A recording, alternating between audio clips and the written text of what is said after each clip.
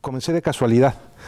Yo me dedicaba a la banca y trabajaba para uno de los grandes bancos españoles que tenía dentro de sus activos una empresa dedicada a la producción de contenidos deportivos.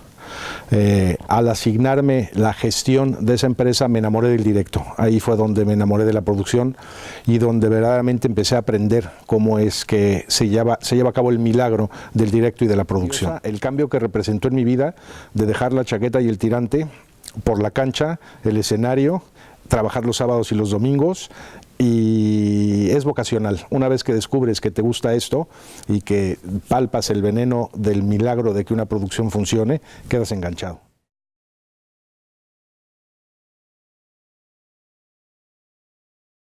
Hay una empresa productora con sede en Suiza que se llama TIM. Es una empresa que tiene todos los derechos de producción de la UEFA y la FIFA. Y un agente que se llamaba, no se me olvidará, Tom Liston, fue el que verdaderamente me descubrió y me reveló los secretos de la profesión de producir, entendiendo producir como poner infinidad de piezas juntas para que se lleve el milagro del directo.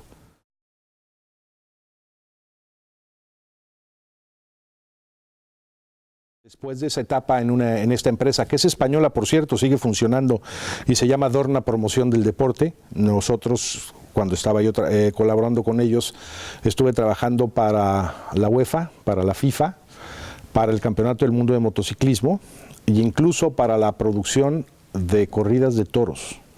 Las corridas de toros son como una ópera, al final la producción es igual de complicada, aunque el marketing y el público sea otro. De ahí, a raíz de haber hecho una labor comercial en Latinoamérica para Dorna, entré en contacto con una empresa que se llamaba CIE, Corporación Interamericana de Entretenimiento, que a raíz de estar trabajando en un proyecto común en Latinoamérica para la gestión de los derechos de algunos equipos de fútbol y sistemas de publicidad en campos deportivos, me ofrecieron el encabezar la operación, el principio de sus operaciones en España. Sí había venido sufriendo un arranque muy doloroso porque había tratado de adquirir una sociedad que se llamaba Rock and Pop, que llevaba un promotor argentino muy conocido llamado Daniel Greenbank, y me pidieron que colaborara con ellos para montar la sociedad en España. Después de montar la sociedad en España, el debut no pudo ser menos afortunado porque fue con el incendio del Palacio de los Deportes de Madrid, donde presentábamos la primera producción en la que directamente estaba yo involucrado como productor ejecutivo, que era una de estas de bailes irlandeses que tan boga estuvieron a finales de los 90 en España. Estuve con ellos algunos años hasta que recibí la invitación por parte de Stage Holding España para reabrir sus operaciones. Se arrancaba con un musical que había tenido un éxito brutal en todas las plazas de musical, en Berlín, en Londres, en París, en Nueva York, que fue Mamma Mía.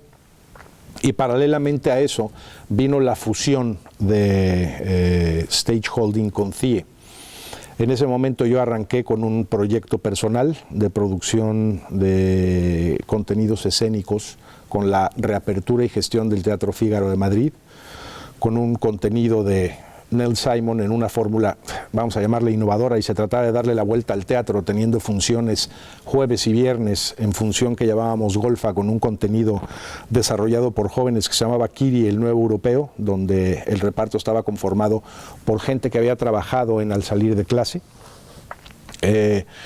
el contenido de Neil Simon que se llamaba The Gingerbread Lady, en español Solo cuando me río, en una versión del maestro Arteche, era protagonizado por algunos de los artistas que en ese entonces trabajaban en Hospital Central, y luego con un musical, o con un, no me atrevo a llamarlo musical, sino un contenido de improvisación infantil que se llamaba Teatruras, que funcionaba sábados y domingos por la mañana, con bastante éxito. Por cierto, por ahí siguen dando guerra a la gente de Impromadrid, que trabaja mucho y que son muy entregados a su vocación. De ahí tuve la enorme suerte de que me invitaran a trabajar para el Palacio de Deportes de la Comunidad de Madrid, ya rehecho, ya terminado, y encabezando uno de los grupos que concursaban, porque como vosotros sabréis, el Palacio de Deportes es de gestión privada, es una concesión que da la Comunidad de Madrid a cambio de un canon. Entonces el proceso fue muy interesante porque ahí se tocaron los aspectos de música, deporte, espectáculo familiar e incluso musical.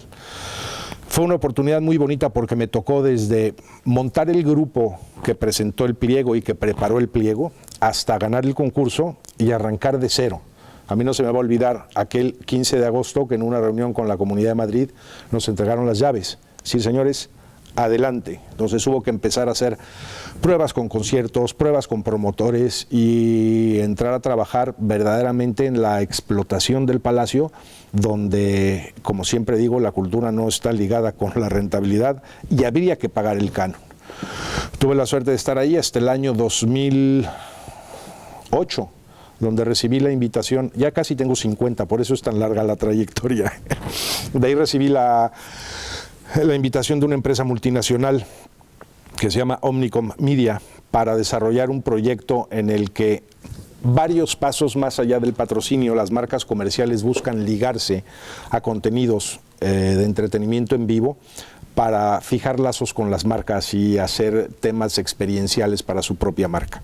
Allí estuve trabajando hasta que nos abordó la temible y terrible crisis, y desde entonces pues aguantando las feroces embestidas de la misma, con varios proyectos siempre involucrados en la producción y siempre involucrados en la gestión de recintos para espectáculos.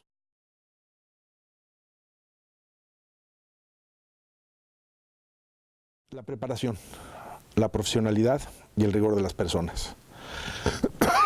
Perdón, el medio de la producción es un medio, y te hablo de cinematográfica, te hablo de teatral y te hablo de musical. Es un medio muy endogámico que está anclado en estructuras de hace muchísimos años.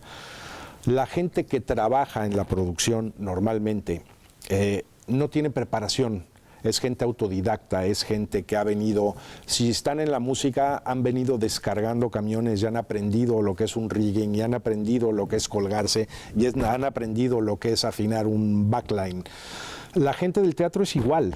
Yo lo que siento es que hay que apostar mucho por la profesionalización y por la preparación de la gente que trabaja en el espectáculo, porque no se nos olvide que al final todo esto se traduce en vender, ya sea entradas o no, si tienes una subvención, pues no, pero tienes que conseguirla, y al final del día es un tema que se puede medir monetariamente. Y sí, la dificultad es esa, por lo que les agradezco mucho que me habéis invitado aquí y a echarle ganas y a prepararse bien, porque sí está evolucionando el sector de manera que las especializaciones en estos oficios, que yo no llamo oficios sino profesiones, están haciendo que la gente crezca, y más en este mundo de globalización, donde los idiomas dejan de ser una barrera y donde un musical como El Rey León es el mismo en Berlín, en Nueva York, en Londres o en Madrid.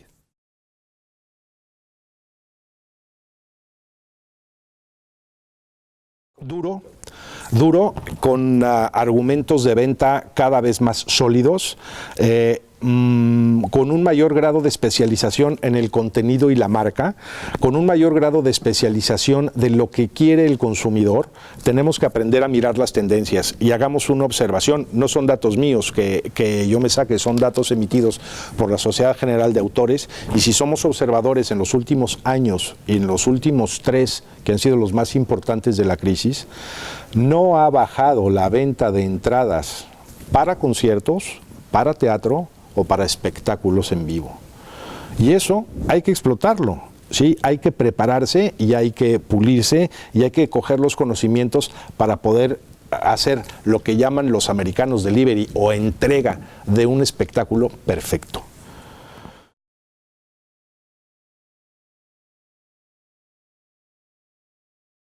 La ilusión, la motivación, la recompensa que te da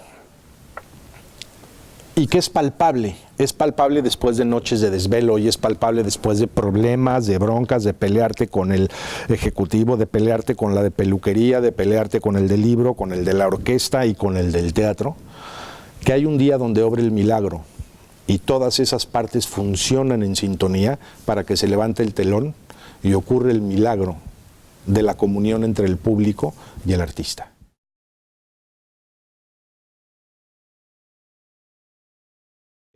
No, pero sí se valora en la taquilla. El trabajo de productor se valora en la taquilla y ahí es donde lo valora el público. O sea, al público no le preocupa el productor ni le interesa el productor, ¿sí? Esto que te voy a decir es muy cruel, pero es muy real. Esto se llama show business. El show lo hace el artista y el business lo tiene que hacer el productor. Y nunca pretendamos cruzar esa línea, los que somos productores, de entrar a la línea de los artistas. Controlémoslos, eduquémoslos, démosle los medios para que puedan hacer su trabajo. Pero esa es una línea que no se debe de atravesar. Así se llama este negocio.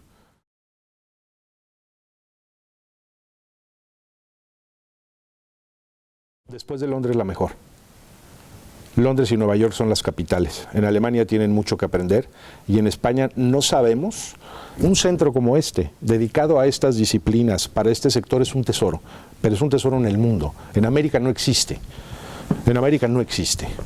Pero, me refiero en Sudamérica, en Estados Unidos sí, y en Nueva York, bueno, Nueva York y Londres las catedrales.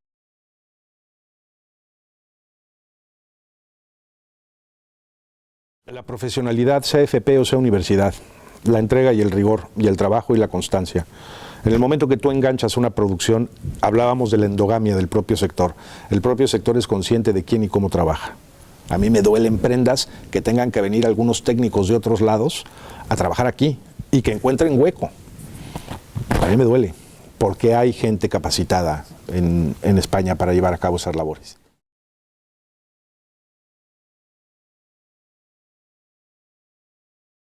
Un futuro muy promisorio, por dos razones.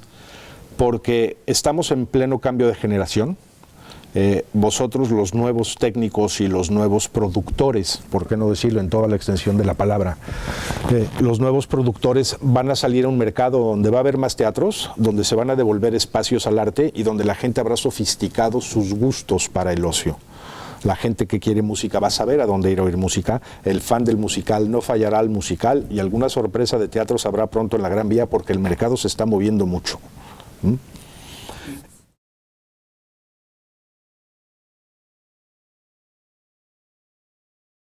Sí, sí, muchas, porque te puedo dar ejemplos clarísimos. El musical Cats, que tenía todas las papeletas para triunfar en España, fracasó estrepitosamente. ¿Por qué? Si el esfuerzo es el mismo. ¿Sí? Tienes el ejemplo de las productoras de televisión que han creído conocer el modelo para hacer entretenimiento en vivo. Y cuando hablo de entretenimiento en vivo hablo de artes escénicas, de musicales y de teatro de texto. Incluso, si mucho me apuras, de música.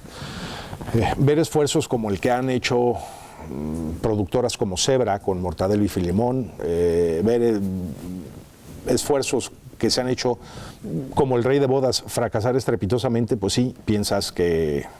Yo mismo tengo un caso donde el empecinamiento y la ilusión llevaron a un fracaso sonoro, que fue un musical en Barcelona, dedicado a Gaudí, en catalán, y todo el equipo catalanes. Pensamos que esa era la fórmula y que en el centenario del arquitecto, y no. Centenaria va a ser la memoria de ese musical.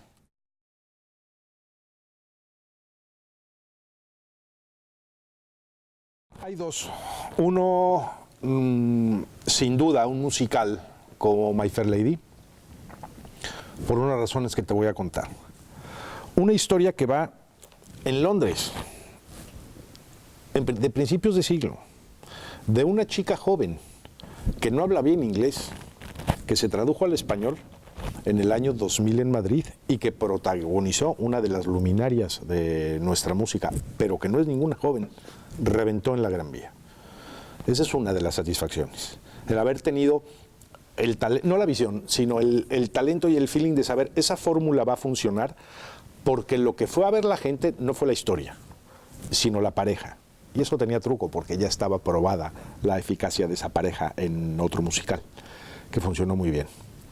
Y como reto de producción, que me imagino que es donde más o menos me quieres preguntar, si tú me preguntaras cuál es la producción que mayor dificultad ha tenido en tu vida profesional, yo te diría, cuando yo creía mucho en un espectáculo de ese tipo, yo tengo una relación más o menos cercana, no me atrevo a decir de amistad, con Bertín Osborne. Le llamé por teléfono y le dije, oye, acabo de ver en Alemania una cosa que a mí me parece la bomba, y es un espectáculo ecuestre que se llama Passionata. ¿Tú cómo lo ves? Me dice, lo conozco, me parece maravilloso. Si lo traes yo lo presento y no te cobro. Eso fue mentira, pero al final lo trajimos el espectáculo Passionata al Palacio de Deportes de Madrid, y sin que nadie se diera cuenta, metimos en establos a 40 caballos en el parking para hacer 2 funciones diarias durante 3 semanas, y funcionó como un rayo. Era un espectáculo precioso. Creamos la pista, trajimos a los caballos, creamos los boxes, lo que era alimentación, veterinarios, todo funcionando como reloj, y no se falló en una sola función. Y por supuesto no tuvimos un solo incidente.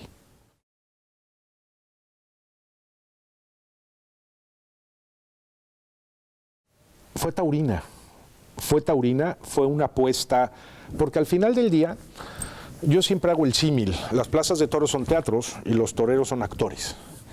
Era un momento en el que estaba funcionando mucho en España un caballista que se llama Pablo Hermoso de Mendoza. Los que son aficionados a los toros o a los caballos sabrán perfectamente quiénes son.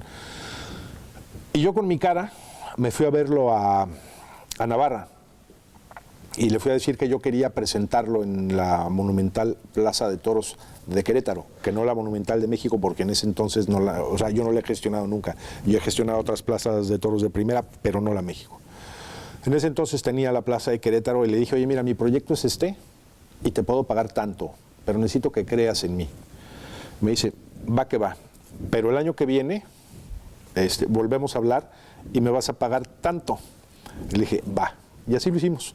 La dificultad que involucró movilizarlo a él, movilizar los caballos a una ciudad que no era la capital de México, sino una ciudad como Querétaro, pero una plaza de toros de primera, y armar la producción taurina, porque yo le llamo la producción taurina, fue muy gratificante. Y al final salió bien, al final salió muy bien.